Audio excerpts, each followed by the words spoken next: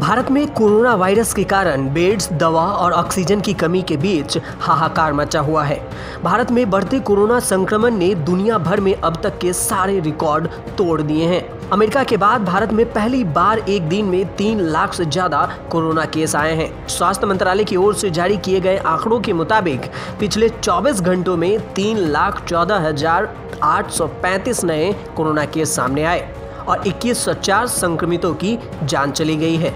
हालांकि 1,78,841 लोग कोरोना से ठीक भी हुए हैं। अगर इससे एक दिन पहले मंगलवार यानी 20 अप्रैल की बात करें तो देश में 2,95,041 नए केस आए थे। अमेरिका में 8 जनवरी को एक दिन में सबसे ज्यादा 3,07,000 केस दर्ज हुए थे। देश में कोरोना से मृत्यु दर 1.17% है, जबकि रिकवरी रेट करीब 85% है। एक्टिव केस बढ़कर 14% हो गए हैं। कोरोना एक्टिव केस मामलों में दुनिया में भारत का दूसरा स्थान है।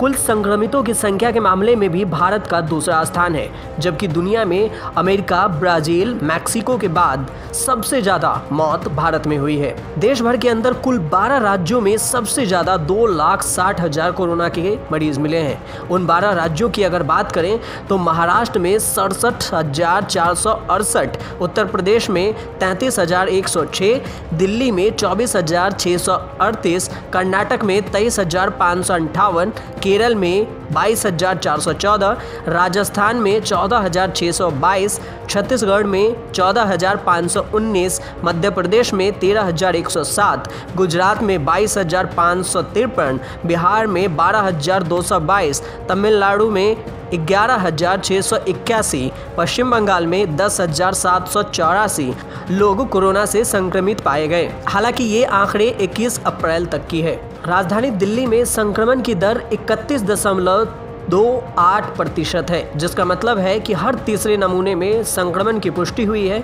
साथ ही महानगर ऑक्सीजन और बिस्तरों की किल्लतों से जूझ रहा है। महाराष्ट्र में पिछले 24 घंटे में 67,468 मामले दर्ज किए गए हैं। उसके बाद कुल संक्रमितों का आंकड़ा बढ़कर 40,27,827 हो गए हैं। 568 मरीजों की मौत हो गई है। राज्य में 18 अप्रैल को एक दिन में संक्रमण के सबसे अधिक 68,631 मामले सामने आए थे। 568 लोगों की मौत के बाद मृतकों का कुल आंकड़ा 61,911 हो गई है। यूपी की अगर बात करें तो यूपी में बुधवार को कोरोना के 33,000 से ज़्यादा नए मामले सामने आए हैं। वहीं इस महामारी से 187 मरीजों की जान चली गई है। यूपी सरकार की ओर से जारी किए गए मेडिकल बुलेटिन के मुताबिक राज्य में पिछले 24 घंटे में कोरोना संक्रमण के 33,214 नए मामले सामने आए। इसके साथ ही प्रदेश में कुल संक्रमितों की संख्या बढ़कर 9,42,511 हो गई है, जबकि राज्य में कोरोना महामारी से मरने वालों की संख्या बढ़कर 10,346 हो गई है। यूपी में कोरोना के कुल एक्टिव केस 2,42,265 हैं। गुजरात की अगर बात करें तो गुजरात में पिछले 24 घंटे में 12,553 लोग कोरोना से संक्रमित मिले। 4,802 लोग रिकवरी हुए और 125 लोगों की कोरोना से मौत हो गई। अब तक 4,40,000 लोग कोरोना की चपेट में आ चुके हैं। इनमें 3.5 लाख ठीक भी हुए हैं, जबकि 5,740 मरीजों की कोरोना से मौत हो चुकी है। तो वहीं देश भर में कुल कोरोना मरीजों के मामले की बात करें तो कुल कोरोना केस 1,59,30,965 हैं। कुल डिस्चार्ज 1,34,54,880 और कुल एक्टिव केस 22,91,428।